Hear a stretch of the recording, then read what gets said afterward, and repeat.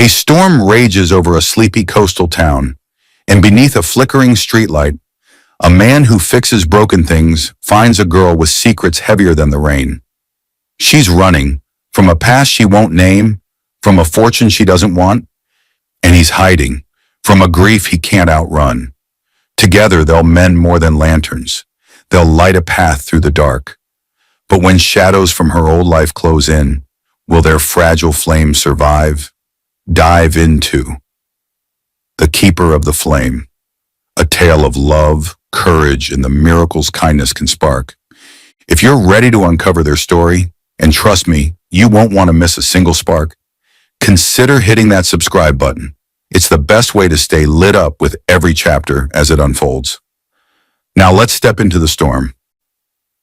Struggling single dad sheltered a homeless girl, unaware she was a secret billionaire. Heiress. The wind howled through the narrow streets of Willow Cove, a sleepy coastal town in Oregon, where the ocean's breath was both a lullaby and a warning. It was late November, and the rain fell in sheets, drumming against the tin roof of Caleb Marshall's workshop. At 43, Caleb was a man who wore his years like the weathered wood of his workbench, solid, unyielding, but chipped at the edges by time and loss. His hands, rough and calloused from years of fixing things, moved with quiet precision as he tinkered with an old lantern, its glass cracked but still glowing faintly under his care. Caleb lived alone now, in a modest house attached to the workshop where he repaired everything from broken clocks to boat engines. 5 years ago, he'd lost Ellen, his wife of 15 years, to a cancer that crept in silently and left too quickly for goodbyes. Since then, he'd buried himself in work, letting the hum of tools drown out the silence she'd left behind. The townsfolk called him the Fixer, not just for his skill with machines, but for the way he'd show up unasked to mend a neighbor's fence or haul firewood for the elderly widow down the road. He never said much about it. To Caleb, kindness wasn't a choice. It was a reflex, a way to keep the darkness at bay. Tonight, though, the darkness pressed closer. The storm had knocked out half the town's power, and Caleb's workshop flickered with the dim light of a single kerosene lamp. He glanced at the clock, 10:47 p.m., and muttered to himself, "Time to call it." He pulled on his raincoat, a faded green thing Ellen had bought him years ago, and stepped out into the gale. The street was a blur of rain and shadows, the streetlights dead under the storm's wrath. That's when he saw her. She was huddled beneath the overhang of the old bait shop across the street, a slight figure wrapped in a soaked hoodie that clung to her like a second skin. Her knees were drawn up to her chest, her hands clutching a tattered duffel bag as if it were her only anchor. The wind whipped her dark hair across her face, but Caleb caught a glimpse of her eyes, wide, haunted, and fixed on the ground. She couldn't have been more than 25, maybe 26. Too young, he thought, to be out here alone in a storm like this. He hesitated. The sensible thing would be to keep walking, head home, and let the night sort itself out. He wasn't a hero, just a man who fixed things. But something in her stillness, the way she didn't even shiver despite the cold, tugged at a corner of his heart he'd locked away. Ellen's voice echoed in his mind, soft and teasing. "You've got a soft spot a mile wide, Caleb Marshall." He sighed, shoulders slumping as if surrendering to her memory, and crossed the street. "Hey," he called over the wind, his voice gruff but not unkind. "You okay?" She flinched, her head snapping up. Up close, her face was pale, streaked with rain and something else. Tears, maybe, or just exhaustion. She didn't answer, just stared at him with those eyes like a deer caught in headlights. Caleb raised his hands, palms out, to show he meant no harm. "Look, it's a hell of a night to be out here. I've got a place just up the road. Dry roof, warm fire, no strings." Her lips parted, but no sound came out. For a moment he thought she'd bolt. Then slowly she nodded, clutching her bag tighter as she stood. She was shorter than he'd expected, barely reaching his shoulder, and her steps were unsteady as she followed him. Caleb kept his distance, leading her back to the house in silence, the rain hammering down like a curtain between them. Inside, the warmth of the wood stove greeted them, its crackling a stark contrast to the storm outside. Caleb pointed to a chair by the fire. Sit. I'll get you something dry. He disappeared into the bedroom, returning with an old flannel shirt and a pair of Ellen's sweatpants, still folded in a drawer he hadn't touched in years. Bathroom's down the hall. Change if you want. She took the clothes with trembling hands, murmuring a faint, "Thank you," before slipping away. Caleb busied himself in the kitchen, heating a pot of soup, chicken noodle, the kind Ellen used to make. When the girl returned, she looked less like a drowned stray and more like a person, though her eyes still carried that shadowed weight. She sat by the fire, the oversized shirt swallowing her frame, and wrapped her hands around the mug of soup he handed her. "I'm Caleb," he said, settling into the armchair across from her. "You don't have to tell me anything if you don't want. Just eat, warm up, stay till the storm passes."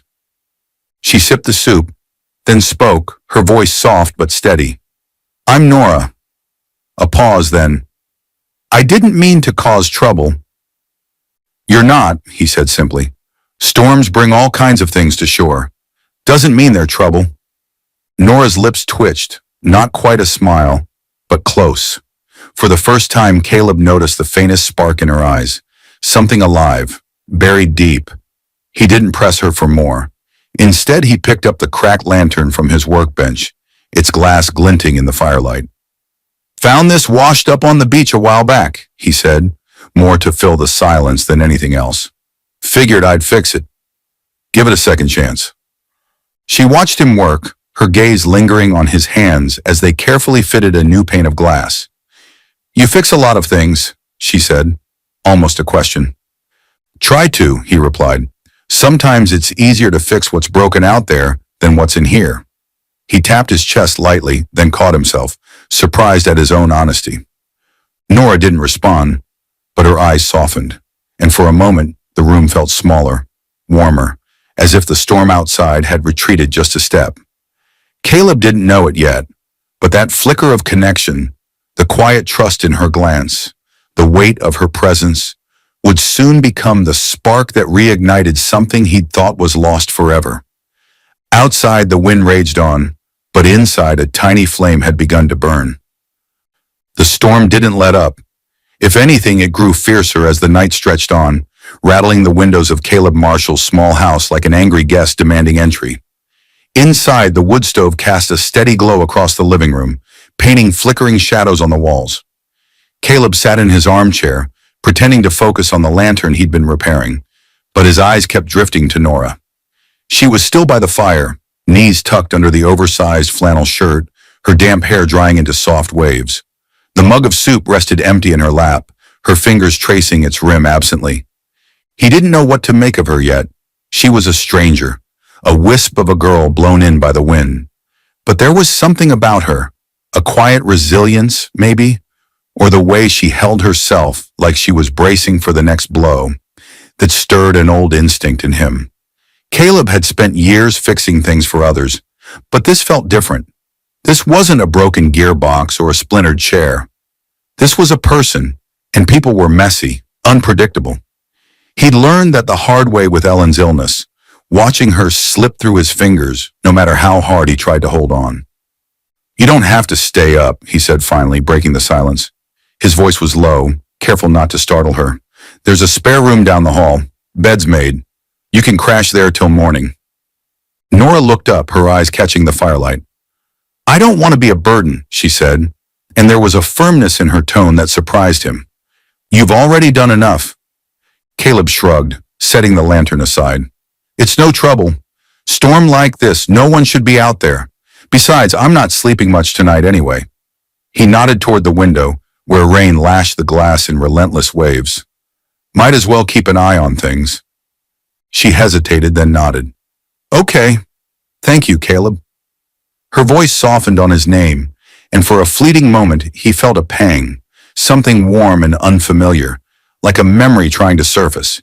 He pushed it down, standing to stoke the fire. "Get some rest," he said, turning his back to her. "I'll be here if you need anything." Nora rose, clutching the duffel bag she hadn't let out of her sight since she'd arrived. She paused at the hallway entrance, glancing back at him.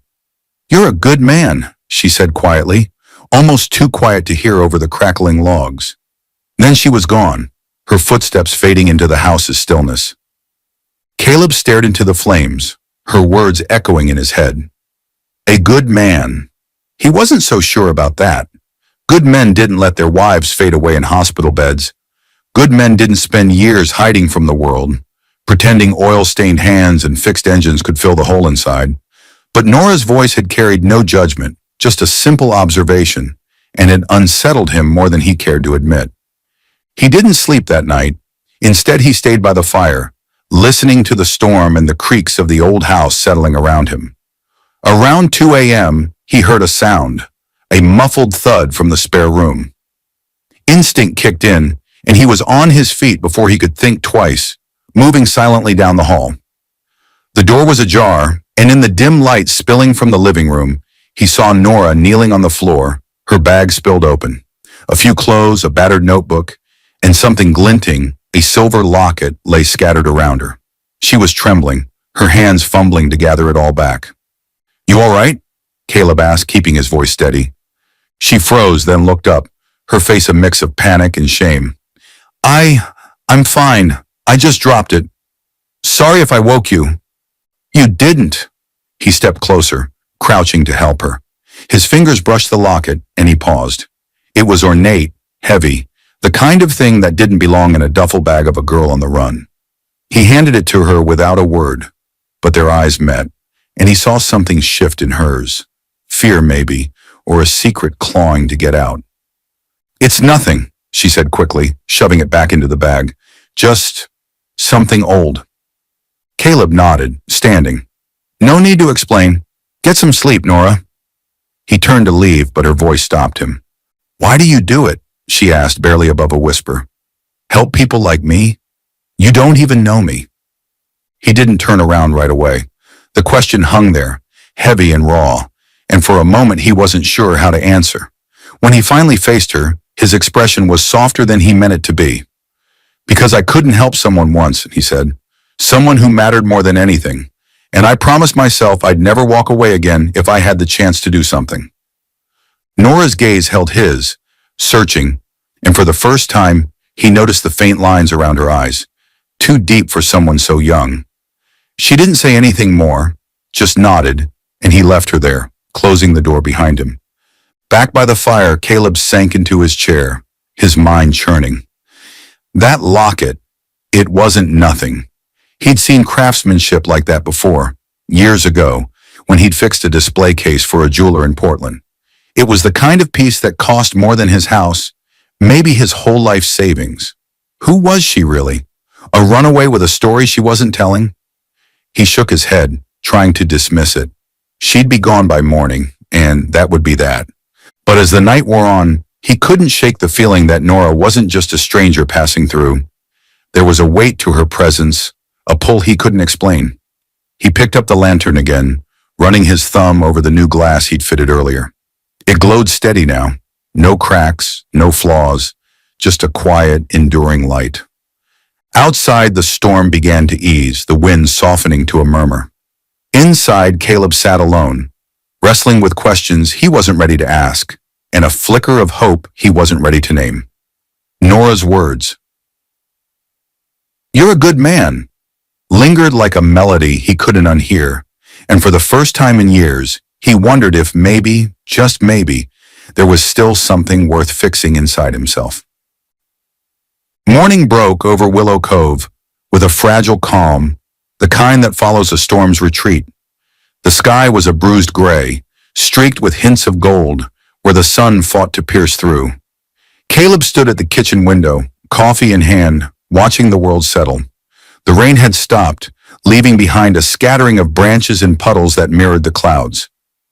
He hadn't slept, not really, just a few restless hours in the armchair, his mind tangled with thoughts of Nora and that locket glinting in the dark. The house was quiet, save for the faint drip of a leak he'd need to patch later. He figured she'd be gone by now, slipped out before dawn like a ghost who'd never been there. Part of him hoped she had. It'd be simpler that way. No questions, no complications. But when he turned from the window, he saw her standing in the hallway, still in Ellen's old flannel shirt, her duffel bag slung over her shoulder. "Thought you'd be halfway to the highway by now," Caleb said, keeping his tone light. He set his mug down, leaning against the counter. Nora shifted her weight, her eyes flicking to the floor. "I was going to," she said, "but I didn't want to leave without saying thank you. Properly, I mean." Her voice was steady, but there was a tremor beneath it, like she was testing unfamiliar ground. "No need for that." Caleb waved a hand, brushing it off. "Coffee's on if you want some. Then you can be on your way." He didn't mean it to sound dismissive, but he caught the slight flinch in her expression and regretted it instantly. She nodded, dropping her bag by the door before stepping into the kitchen. He poured her a mug, black and steaming, and slid it across the counter. She wrapped her hands around it, the warmth seeming to anchor her. For a moment, they stood there in silence, the kind that wasn't awkward but heavy with things unsaid. "You fix lanterns," Nora said at last, glancing toward the workshop visible through the open door. "Why lanterns?" Caleb paused, caught off guard by the question.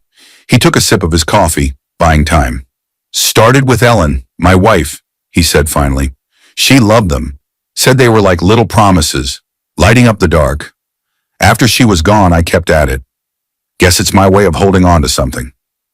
Nora's gaze softened, and she nodded like she understood more than he'd expected. "That's beautiful," she said.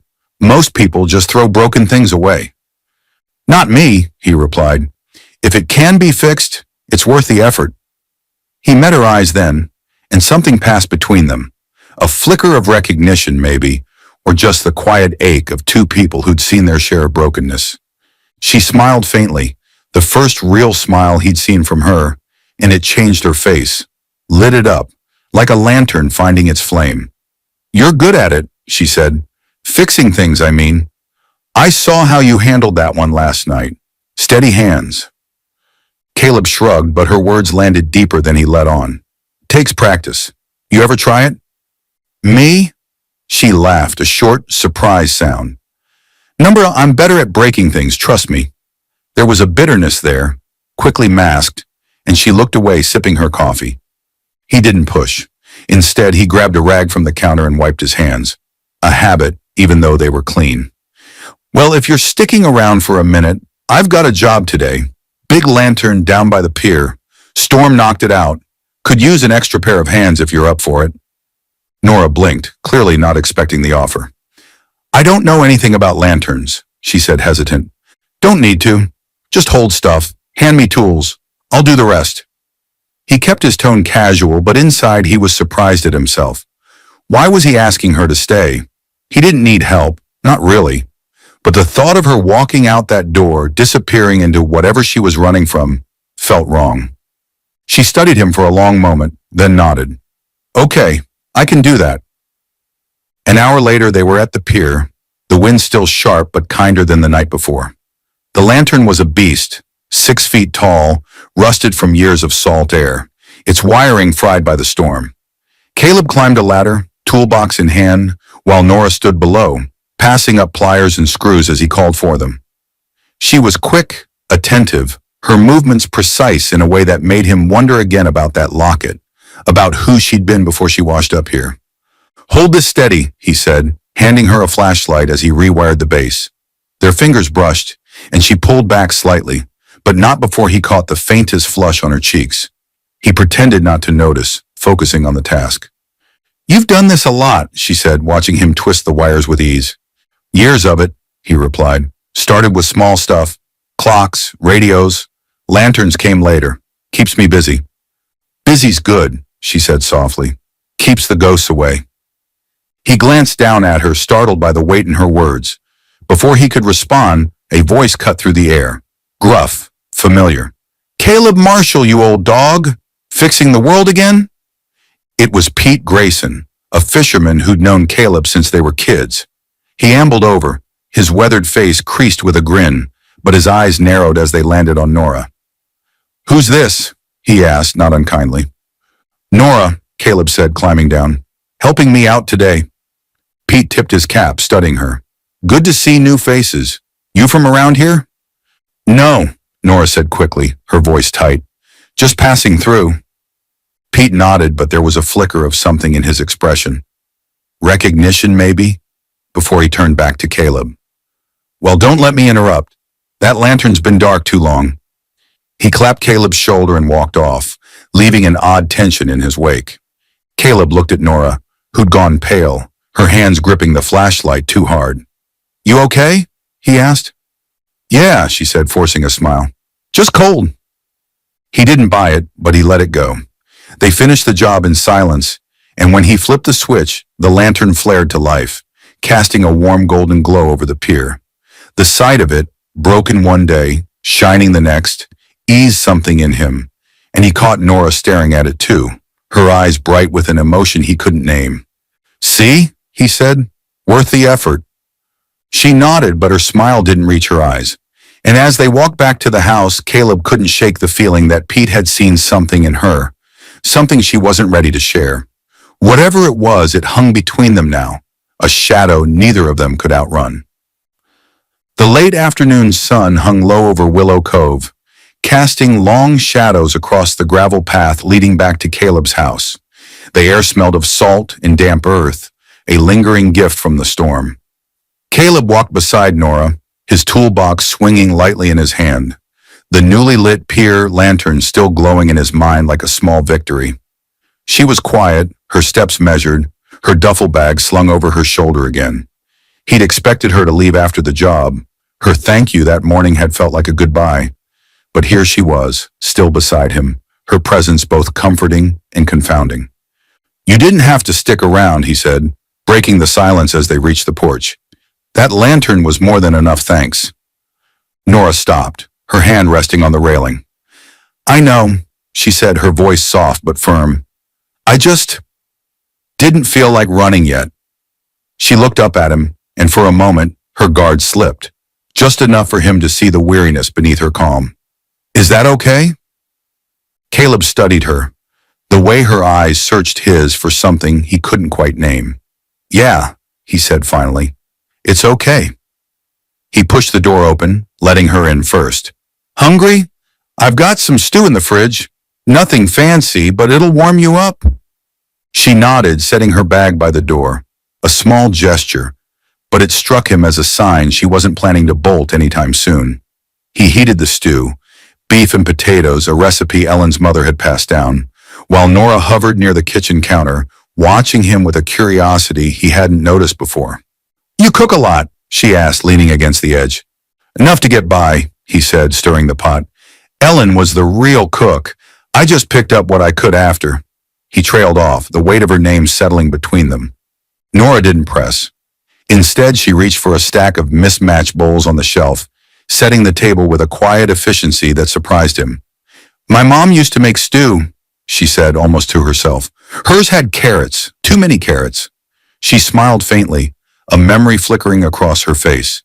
"Sounds like a good mom," Caleb said, ladling the stew into the bowls. "She was." Nora's voice tightened, and she turned away, busying herself with finding spoons. He didn't push, but the past tense hung there, a thread he didn't dare pull. They ate in companionable silence, the clink of spoons against ceramic blending with the soft hum of the wood stove. It felt oddly normal, like a scene from a life he'd almost forgotten how to live. After dinner, Caleb led her to the workshop, a cluttered space filled with tools, half-finished projects, and the faint scent of oil and pine. He'd been meaning to clean it up, but tonight he had a different idea. "Ever made something from scratch?" he asked, pulling a box of wooden scraps from under the bench. Nora shook her head. "Not really, I'm not exactly handy." "Doesn't matter, I'll show you." He handed her a piece of cedar, smooth and fragrant. "We'll start small, a box maybe, something to keep stuff in." She hesitated, then took the wood, her fingers brushing his. "Why a box?" "Everyone needs a place to put things," he said, meeting her eyes. "Memories, secrets, whatever you carry." Her breath hitched, just for a second, and he wondered if he'd overstepped. But she nodded, sitting across from him as he guided her through sanding the edges, his hands steadying hers when the wood slipped. Her focus was intense, almost fierce, and he found himself watching her more than the project, watching the way her brow furrowed, the way her lips parted slightly as she worked. "You're a natural," he said after a while. when the first piece was smooth and even. She laughed, a real laugh this time, short and bright. You're a good liar. Nah, just a good teacher. He grinned, the first real smile he'd felt in days, and it startled him how easy it came. They kept at it, the box taking shape under their hands until a sharp knock at the front door jolted them both. Caleb frowned, wiping his hands on a rag as he stood. Stay here, he said, though he wasn't sure why. It wasn't like Willow Cove was a hotbed of danger. He opened the door to find Pete Grayson standing there, his fisherman's cap pulled low, a strange urgency in his eyes. Caleb, Pete said, his voice low. Need a word. Private. Caleb stepped outside, closing the door behind him. What's up? Pete glanced toward the house, then back at him. That girl, Nora. I know her face. Seen it before. Years back. She's not just some drifter, Cal. Caleb's stomach tightened. What are you saying? Pete pulled a crumpled photo from his jacket, a grainy shot from an old newspaper, showing a younger Nora, maybe 18, standing beside a man in a suit. The headline was half torn, but the words Grayson Heiress were clear as day. Found this in my boat shed last night, Pete said. Thought it was junk till I saw her today. She's Eleanor Grayson, California. Old man Grayson's granddaughter. Went missing after he died. Family's been looking for her ever since. Caleb stared at the photo, his mind racing. Grayson, the Graysons. Timber barons turned real estate tycoons, worth millions, maybe billions. He'd heard the stories growing up, but they were distant, like legends from another world. You sure? He asked, though the resemblance was uncanny. The same dark hair, the same guarded eyes. Dead sure, Pete said. Question is, what's she doing here? And why is she pretending she's nobody? Caleb handed the photo back, his jaw tight. Don't know, but it's her business, Pete, not ours. Pete raised an eyebrow. You're a soft touch, Marshall. Always have been. Just watch yourself, all right? People like that, they bring trouble. Caleb didn't answer. Just watched Pete trudge back into the dusk. When he stepped inside, Nora was still at the workbench, sanding the cedar, oblivious to the storm brewing in his head. He looked at her, really looked, and saw the girl from the photo overlaid with the one in front of him, her hands steady but her shoulders tense. You all right? She asked, glancing up. Yeah, he lied, forcing a smile. Just an old friend checking in. She nodded, returning to her work, and Caleb sat back down, his mind a tangle of questions.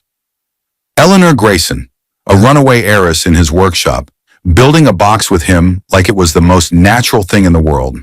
He didn't know what to do with that, didn't know if he wanted to, but as the evening wore on, the wood taking shape between them, he couldn't deny the pull he felt, the quiet hope that maybe, just maybe, she was here to fix something too. The night settled over Willow Cove like a heavy quilt, the kind that warms but weighs you down. Inside Caleb's workshop, the air hummed with the soft scrape of sandpaper against wood and the occasional crackle from the living room stove. The cedar box Nora and Caleb had been crafting sat half-finished on the bench, its edges smooth, but its purpose still unclear. A reflection, Caleb thought, of the strange, unspoken thing growing between them. He watched her sand the lid, her movements deliberate, almost meditative, and wondered how someone with hands so steady could carry a past so unsteady. Pete's revelation gnawed at him. Eleanor Grayson. The name didn't fit the girl in front of him, with her borrowed flannel and quiet laugh. He decided not to ask, not yet. She'd tell him when she was ready, or she wouldn't, and either way, he wasn't in the business of prying open someone else's wounds. His own were enough to handle, but the photo lingered in his mind, a grainy ghost he couldn't shake. You're staring, Nora said suddenly, not looking up from her work. Her tone was light, teasing, but it caught him off guard. Caleb blinked, then chuckled, rubbing the back of his neck. Caught me, just making sure you don't sand that thing into dust. She smirked, brushing sawdust from her hands. I'm not that bad. You're a good teacher, remember? Guess so. He picked up a chisel, turning it over in his hands. You're picking it up fast, though. Quicker than I did. Maybe I've got a knack, she said, but her smile faltered and she looked away, focusing on the box like it held all her answers. Caleb let the silence stretch, sensing the shift in her mood. He'd seen it before. Ellen used to get that look when the pain crept in, a quiet retreat into herself. Something on your mind? He asked, keeping his voice gentle. Nora hesitated, her fingers pausing on the wood. Just thinking about home, she said finally. Or what used to be home. He nodded, not pushing, but leaving the door open. She took a breath, then spoke again, her words slow, like she was pulling them from deep water. I grew up in a big house, too big, full of people who cared more about what I could give them than who I was. After my mom died, it got worse. I stuck around for a while thinking I could fix it. Fix them. But you can't fix people who don't want to be fixed. Caleb listened, his chest tightening. Her story wasn't the whole truth. He knew that now, thanks to Pete. But it was a piece of it, raw and real. Sounds lonely, he said. It was. She met his eyes then, and there was a vulnerability there that hit him hard. I left because I had to, but sometimes I wonder if I ran from the wrong things. He set the chisel down, leaning forward. Running's not always cowardice, Nora. Sometimes it's survival. Took me a long time to figure that out after Ellen. She tilted her head, studying him. What did you run from? Me, mostly, he admitted, surprising himself with the honesty. Guilt, the what-ifs. Kept busy so I wouldn't have to face it. Still do some days. Her gaze softened and she reached out, almost touching his hand before pulling back. You don't seem like someone who's running now. Maybe not, he said, his voice rougher than he meant it to be. Maybe I'm just tired of it. The air between them thickened, charged with something neither could name. Before it could settle, a sharp clatter broke the moment.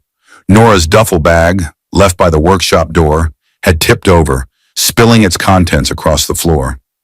Clothes, that battered notebook, and the silver locket tumbled out, catching the light. Nora scrambled to her feet, her face paling. Sorry, I'll get it, she said, her voice tight. Caleb stood to help, but as he bent down, the locket landed near his boot. He picked it up, its weight heavy in his palm, and this time he couldn't ignore the craftsmanship. The intricate filigree, the tiny clasp engraved with a G. Nora, he said, holding it out to her, this isn't just something old, is it? She froze, her hand halfway to the pile. It's nothing, she said too quickly. Just a trinket. Trinkets don't look like this. He kept his tone even, but his eyes searched hers. You don't have to tell me, but don't lie. Not about this. Her shoulders slumped, and for a moment, he thought she'd shut down. Then she took the locket, clutching it like it burned. It's from my grandfather, she said, her voice barely audible. He gave it to me before he died. Said it was a promise that I'd always have a place. I kept it because it's all I have left of him. Caleb nodded, sensing the truth in her words, and the gaps she wasn't filling. He must have been a good man, he said.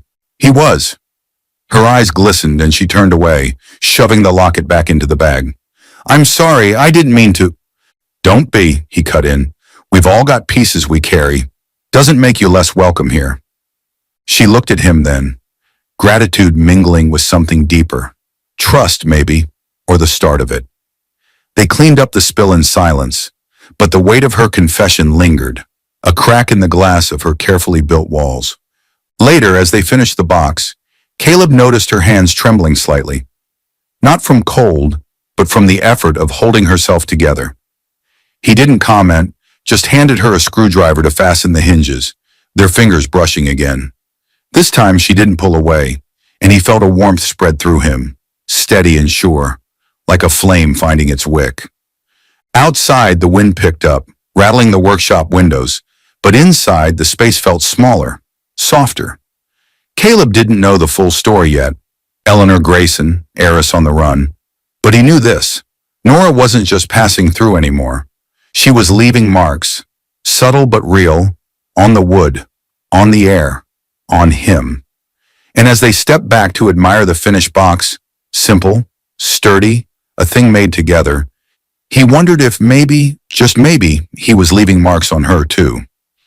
The days slipped into a quiet rhythm in Willow Cove, the kind of rhythm that sneaks up on you and feels like home before you realize it. By the end of the week, Nora had been with Caleb for 5 days, longer than either of them had expected. The storm had passed, but she stayed, her duffel bag still by the door, like a promise she hadn't decided to keep or break. Caleb didn't ask her to leave. He didn't want to. Her presence filled the house in ways he hadn't anticipated. Soft footsteps in the morning, the clatter of dishes being washed unasked, the way she'd hum under her breath while sanding wood in the workshop. It was a melody he hadn't known he'd missed. They'd finished the cedar box that first night, and now it sat on the kitchen counter, holding odds and ends, keys, a few screws, a pencil stub. It wasn't much, but it was theirs, a tangible thread tying them together. Caleb found himself looking forward to the evenings, when they'd sit by the stove or tinker in the workshop, trading stories that grew longer, deeper, with each passing day. He told her about Ellen's laugh, how it could light up a room, and the time he'd built her a lantern for their 10th anniversary. Nora shared fragments too, her mother's garden, the way the roses smelled after rain, but she stopped short of the bigger picture, and he didn't push. Not yet. That morning the air was crisp, the sky a clear blue that made the ocean sparkle like glass. Caleb stood on the porch, sipping coffee, when Nora joined him, her hair pulled back, Ellen's old sweatpants still hanging loose on her frame. "Nice day," she said, shielding her eyes against the sun. "Best we've had in a while," he replied. "Thought I'd head down to the beach, check the tide pools, see what the storm washed up. You in?" Her face brightened. "Yeah, I'd like that." They walked the half-mile to the shore, the crunch of gravel giving way to the soft give of sand. The beach was littered with driftwood and seaweed, treasures of the storm scattered like forgotten gifts. Caleb carried a bucket, an old habit from years of scavenging with Ellen, while Nora wandered ahead, her steps lighter than he'd seen them. She bent to pick up a shell, turning it over in her hands, and he caught himself watching her again. The way the light caught her hair, the quiet wonder in her expression. "Find anything good?" he called, closing the distance. She held up the shell, a perfect spiral, pearlescent in the sunlight. "This reminds me of something my mom used to say. Even the smallest things hold beauty if you look close enough." Caleb smiled. She was right. He dropped a piece of sea glass into the bucket, green and smooth from years of tumbling. Ellen loved this stuff, said it was proof the ocean could heal anything, given time. Nora's eyes softened. "You miss her a lot, don't you?" "Every day," he said, his voice steady but thick. "But it's not all pain anymore. More like a warm ache, something I carry." She nodded like she understood, and they kept walking, the waves lapping at their boots. For a while it was just them and the sea, a peace Caleb hadn't felt in years. Then Nora stopped, her gaze fixed on something in the distance. He followed her line of sight and saw it. A figure near the cliffs watching them. A man, tall and broad, in a dark coat that looked out of place against the rugged shore. "Caleb," Nora said, her voice tight, "we should go." He frowned, glancing between her and the figure. "You know him?" "No," she said too quickly, turning back toward the house. "I just don't like being watched." He didn't buy it, but he followed her, the bucket swinging heavier in his hand. The man didn't move, just stood there, a shadow against the rocks until they were out of sight. Back at the house, Nora busied herself in the kitchen, rinsing the shell under the tap like nothing had happened. But Caleb saw the tension in her shoulders, the way her hands shook just enough to betray her. "All right," he said, leaning against the doorway. "What's going on?" She didn't look up. "Nothing's going on." "Nora," his tone was firm but gentle. "I'm not blind. That guy spooked you. If you're in trouble, I'd rather know now than find out the hard way." She set the shell down, her fingers gripping the counter. "It's not your problem, Caleb. You've done enough." "Maybe I want it to be my problem," he said, surprising himself. "You're not just some stray I picked up off the street anymore. You're here, with me. That means something." Her eyes met his, wide and searching, and for a moment he thought she'd tell him everything. Eleanor Grayson, the locket, the life she'd left behind. But then the front door banged open, and Pete Grayson stormed in, his face flushed with urgency. "Caleb, we've got trouble," Pete said, breathless.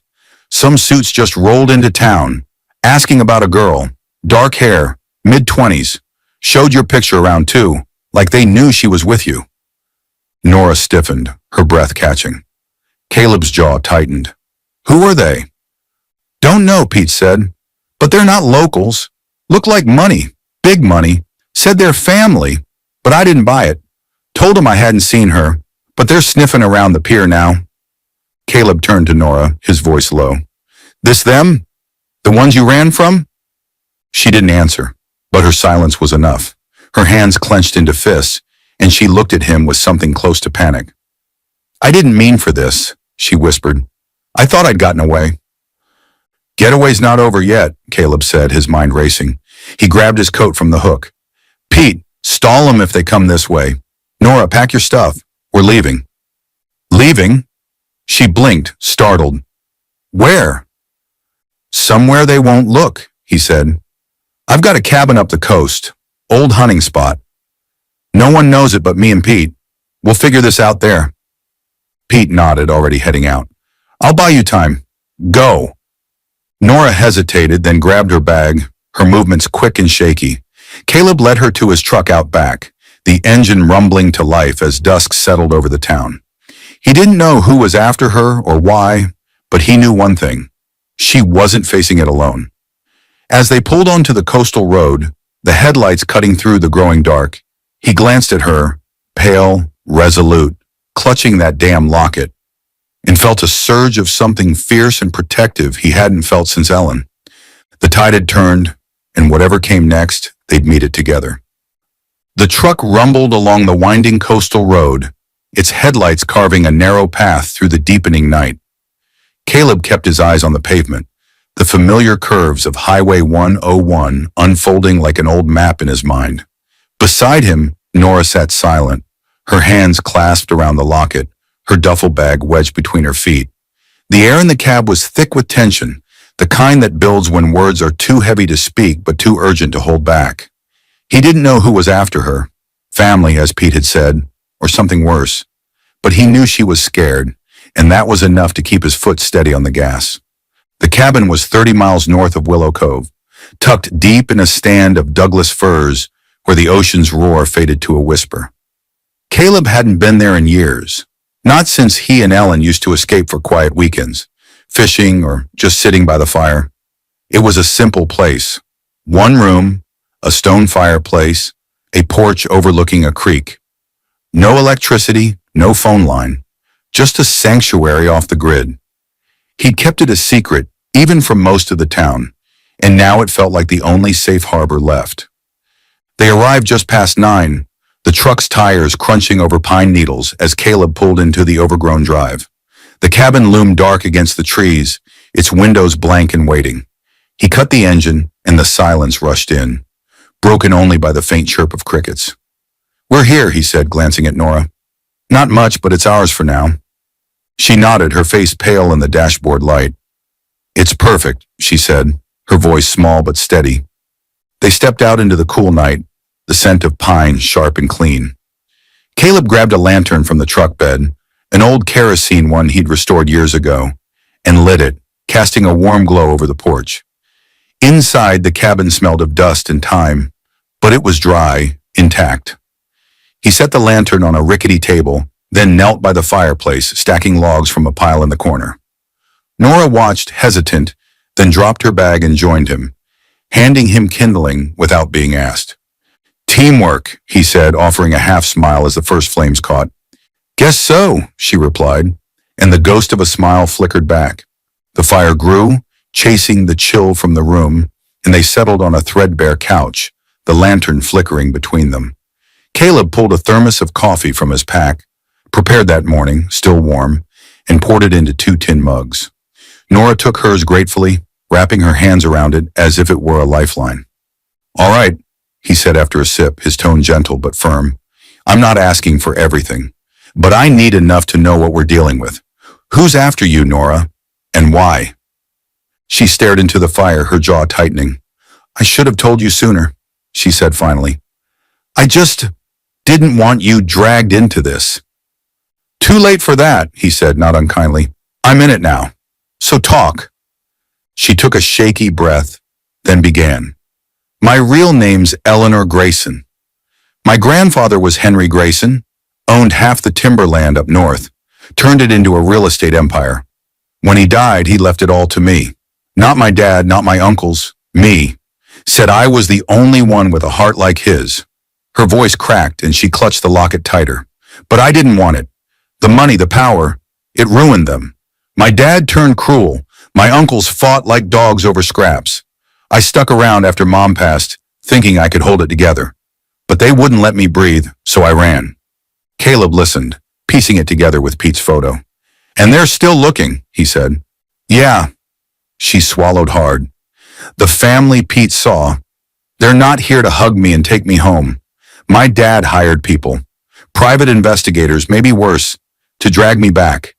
If I don't sign over the estate, they'll lose everything. They think I'm hiding to spite them, but I just want to be free." He leaned back, processing. An heiress in his cabin, running from a fortune most would kill for. It was a lot, too much maybe, but her fear was real, and that grounded him. "You're safe here," he said. "No one knows this place, not even the suits in their fancy cars." "For how long?" she asked, her eyes searching his. "I can't keep running forever, Caleb. And I can't keep pulling you into this." "You're not pulling me," he said, his voice rough with conviction. "I walked in myself. Been a while since I had something worth standing for." Her lips parted, but no words came. Instead, she reached out, her hand resting on his arm. Just a touch, but it sent a jolt through him, warm and steady. He covered her hand with his, feeling the tremor in her fingers, and for a moment, the world shrank to just them, the fire, the quiet. Then a sound cut through, an engine, distant but growing closer. Caleb tensed, standing to peer out the window. Headlights flashed through the trees, too deliberate for a lost traveler. "Stay here," he said, grabbing a flashlight from the table. "Caleb," Nora started, but he held up a hand. "Probably nothing. Hunters, maybe. I'll check it out." He stepped onto the porch, the cold biting at his skin, and clicked on the flashlight. The beam caught a black SUV parked 100 yards down the trail, its engine idling.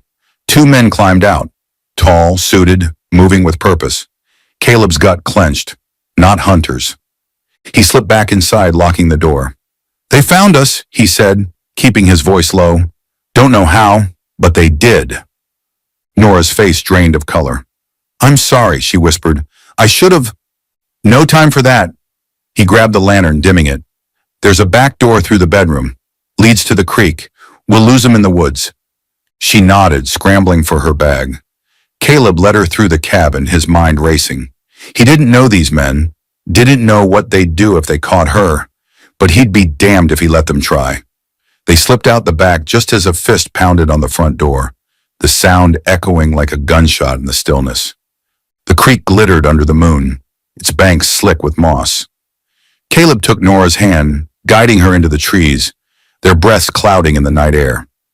Behind them, the cabin door splintered open, and voices, sharp, commanding, filled the space they'd left behind. They ran, the pines closing around them like a shield, and Caleb felt her grip tighten, her trust in him absolute. Whatever came next, he'd protect her, not because she was Eleanor Grayson, but because she was Nora, and she'd lit something in him he couldn't let go out.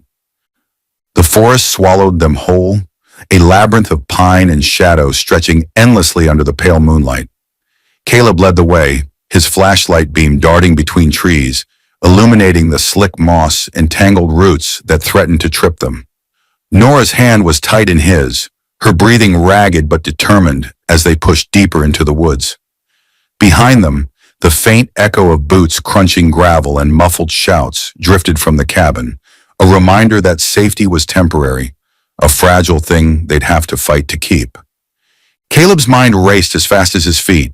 He knew these woods, had hunted here with his father decades ago, fished the creek with Ellen in happier times. But darkness changed everything. The trail he'd planned to take was overgrown, barely a suggestion now, and the men behind them weren't amateurs. They'd found the cabin too fast, too precisely. Someone had tipped them off, or worse, they'd been tracking her longer than she'd realized. "Keep low," he whispered, pulling Nora behind a thick trunk as the flashlight beams from their pursuers flickered through the trees. She nodded, crouching beside him, her eyes wide but steady. The locket hung around her neck now, a glinting secret she'd stopped hiding.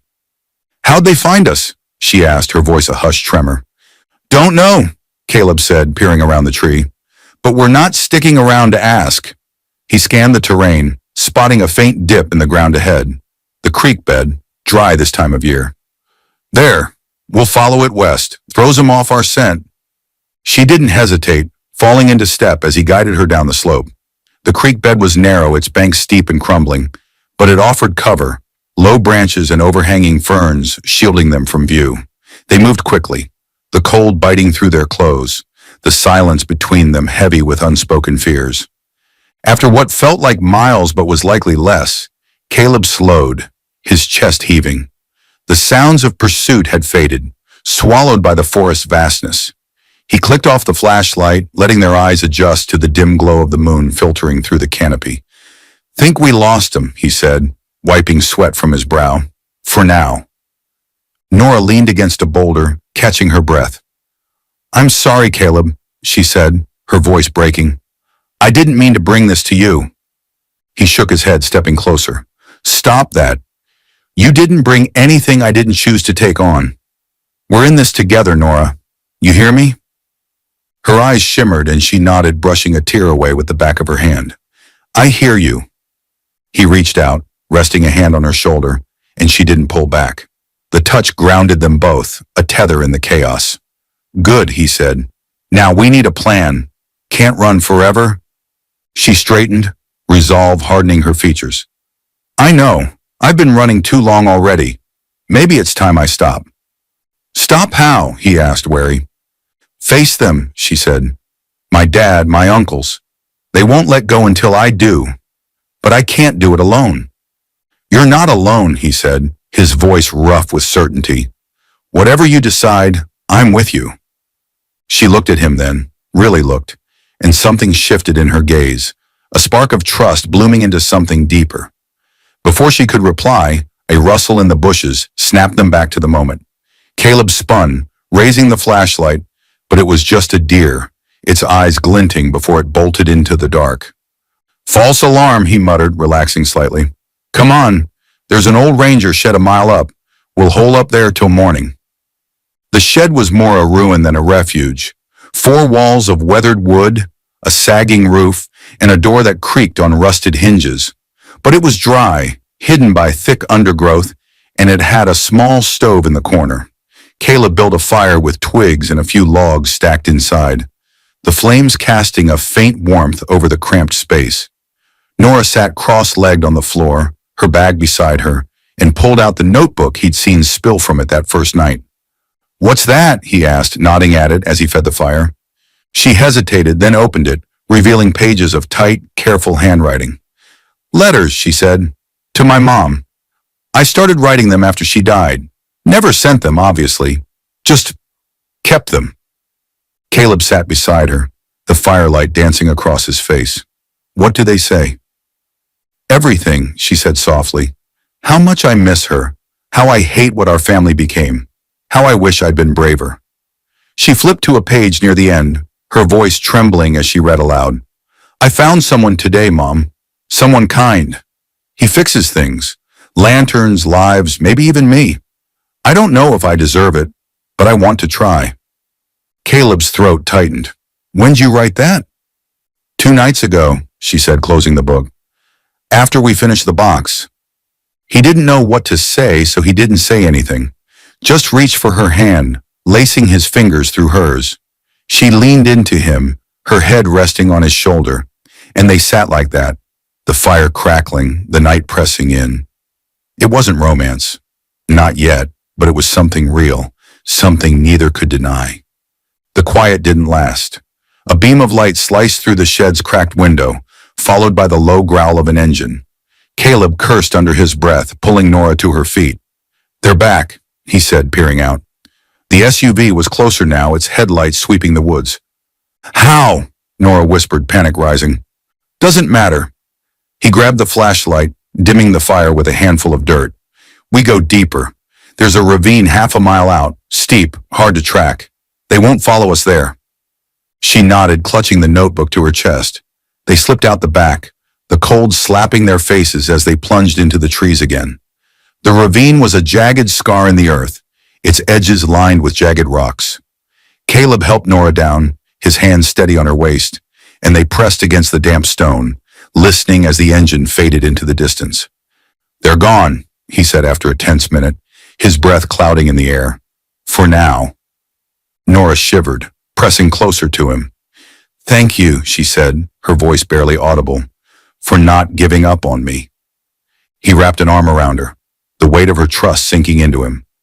Never will, he said, and meant it. The night stretched on, cold and uncertain, but in that ravine, huddled together against the world, Caleb felt a fire kindle inside him, a flame he hadn't known he still had. Whatever came next, he'd keep it burning. For her, for them. Dawn crept over the Oregon coast, a slow bloom of pink and gold spilling across the treetops. Caleb and Nora emerged from the ravine as the first rays pierced the forest, their clothes damp with dew, their faces etched with exhaustion but alive with something new. Resolve, perhaps, or the quiet strength born from facing the dark together. The night had been a gauntlet, a relentless dance of flight and fear, but they'd made it through hand in hand, and now the world felt different, softer, as if it had taken a breath alongside them. Caleb led the way back toward the cabin, his steps sure despite the ache in his legs. The SUV was gone, its tire tracks the only trace of their pursuers, swallowed by the morning mist. He didn't know how long they'd stay away, hours, maybe days, but he knew they'd be back. Nora knew it too. Her silence as they approached the cabin wasn't defeat. It was contemplation, a gathering of courage he could feel in the way she squared her shoulders. Inside, the fire had died to embers, but the air still held a trace of warmth. Caleb set the flashlight down, turning to her. We can't keep running, he said, his voice low but steady. You said you're ready to face them. Tell me what that looks like. Nora set her bag on the table, pulling out the notebook and the locket. She ran her thumb over the silver, then looked up at him, her eyes clear despite the shadows beneath them. It means going back, she said, to Portland, to the lawyers, the estate, everything I ran from. I can't hide forever, Caleb. Not if I want to be free. He nodded, though his chest tightened at the thought of her leaving. And your family? They'll fight me, she said, but I've got something they don't. Grandpa's will. He made it ironclad. If I take control, I can dismantle it, sell it off, give it away, whatever it takes to stop them from using it to hurt each other. Or me. Caleb leaned against the wall, processing. That's a hell of a move. You sure you're up for it? No, she admitted, a faint smile tugging at her lips. But I'm tired of being afraid. And I'm not doing it alone, right? Right, he said, stepping closer. I meant what I said, Nora. I'm with you. Her smile grew, and she reached for his hand, squeezing it gently. Then let's go home first. To Willow Cove. I need to say goodbye properly. Pack up, figure out the next step. With you.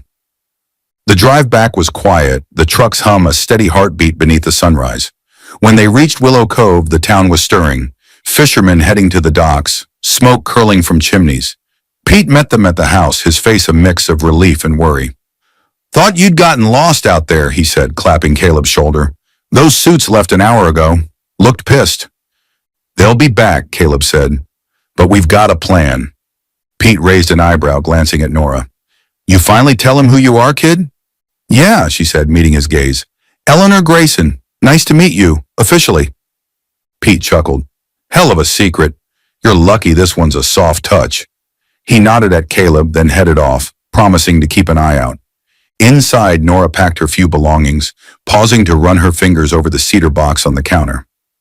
This was the first thing I ever made, she said, her voice soft. With you. Won't be the last, Caleb replied, his tone carrying a promise he hadn't fully voiced until now. She looked at him, her eyes bright with something unspoken, and then she stepped forward, wrapping her arms around him. It was a hug, simple, fierce, and he held her back, feeling the weight of the past week melt into something warmer, something whole. When she pulled away, her cheeks were flushed, but her smile was steady. "Let's finish this," she said. 2 days later, they stood in a sleek Portland law office, the city skyline sprawling beyond the glass walls. Nora wore a borrowed blazer from Caleb's closet, too big but somehow right, and he stayed by her side, a quiet pillar in his faded jacket.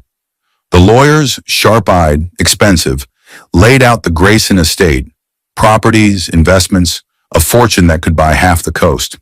Her father and uncle sat across the table, their faces a gallery of fury and disbelief as she outlined her terms. Sell it all, donate the proceeds to shelters, schools, communities like Willow Cove. "You can't do this," her father snapped, his voice cold. "It's ours." "It's mine," Nora said, calm but unyielding, the locket gleaming at her throat. "Grandpa gave it to me, and I'm done letting it destroy us." The argument raged, but the will held firm. Henry Grayson's foresight, a shield she wielded with grace. Caleb watched her, pride swelling in his chest. She wasn't the scared girl from the storm anymore. She was a force, steady and sure, and he'd helped her find that. When it was over, the papers signed, the estate dissolved, they walked out into the crisp Portland air, free. Nora turned to him, her eyes shining.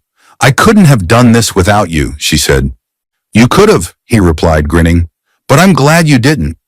She laughed, and then she kissed him, soft, sudden, a spark that lit up every corner of him. He kissed her back, the world fading to just them, the taste of salt and hope on their lips. Back in Willow Cove, life settled into a new rhythm. Nora stayed, not as a runaway but as a partner. They opened a small shop by the pier, selling lanterns and wooden boxes, each one a story of second chances.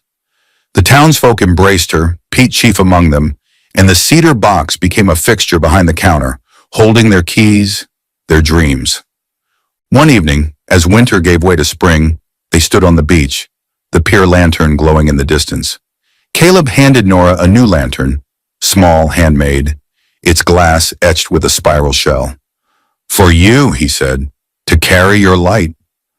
She took it, tears brimming but happy.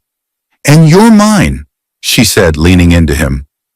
They lit it together, its flame dancing against the dusk, a beacon of all they'd built. Love, trust, a life reclaimed from the ashes. The ocean stretched before them, endless and alive, and Caleb knew this was it. Not an ending, but a beginning, bright and enduring. Somewhere Ellen smiled. Somewhere Henry Grayson did too. And in that light, Caleb and Nora carried on, keepers of a flame that would never go out. No, and there you have it, the flame of Caleb and Nora's journey, burning bright against all odds. I'd love to hear from you now. Where are you tuning in from? Are you watching from a cozy coastal town like Willow Cove? Or maybe a bustling city across the miles? Drop a comment below. I'm curious to know who's sharing this story with me. If their light touched you even a little, why not subscribe? It's a simple click to keep the spark alive with more tales like this, delivered right to you. No pressure, just a warm invite to join the journey. And finally, thank you, truly, for watching. Your time and heart mean the world, and I'm so grateful you spent it here with the Keeper of the Flame. Until next time, keep your own light shining.